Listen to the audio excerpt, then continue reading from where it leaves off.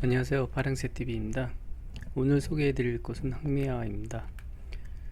꽃마른 순고 높은 기풍입니다. 쌈땅이 심은 장미과에 속하며 한국, 일본, 중국에 분포합니다. 습기가 있는 곳을 좋아하고 반면에 그늘에는 약합니다. 저는 야생에서 항메아를 본 적이 없습니다. 대부분 관상용으로 공원이나 주거지 인근에 심어져서 꽃을 피웁니다. 보이는 꽃도 관상용이라 겹항메아만 본 것으로 기억합니다. 겹항메아는 죽다나라고도 부릅니다. 항메아는 개화기간이 길어 관상용으로 관상가치가 높으며 가을에 노란 단풍과 겨울에 벽색 줄기도 눈을 끕니다. 여기서 잠깐 나무의 크기에 따라 구분을 말씀드리겠습니다. 우리가 흔히 잡목이라 부르는 나무는 대부분 적용 용어로 감목입니다. 감목이란 직경이 7.6cm 미만, 키는 4m 미만을 말합니다. 예를 들어 감목에 속한 나무는 우리가 흔히 아는 개나리, 진달래, 라일락 등이 속합니다.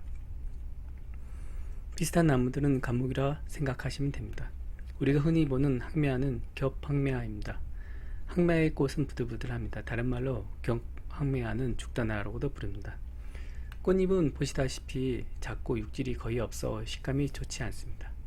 또한 약간의 쓴맛이 납니다. 항메아 꽃과 잎은 소화불량, 해수, 이뇨 등의 효능이 있어 약용으로 사용됩니다.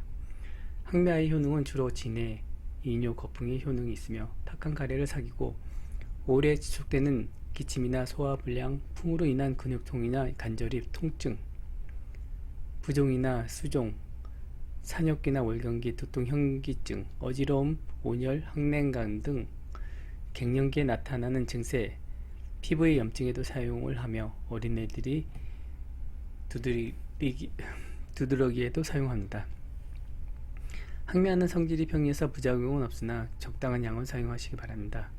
복용 방법은 말린 항메아 가지나 꽃을 말린 것을 기준으로 3에서 8g씩 달여서 하루에 두세 번 복용하고 피부 질환이나 두드러기에는 진하게 달인 물로 씻으시면 됩니다. 모든 처방은 전문가의 진단을 받아 체형에 맞게 복용하셔야 합니다. 이상 파랑새TV였습니다.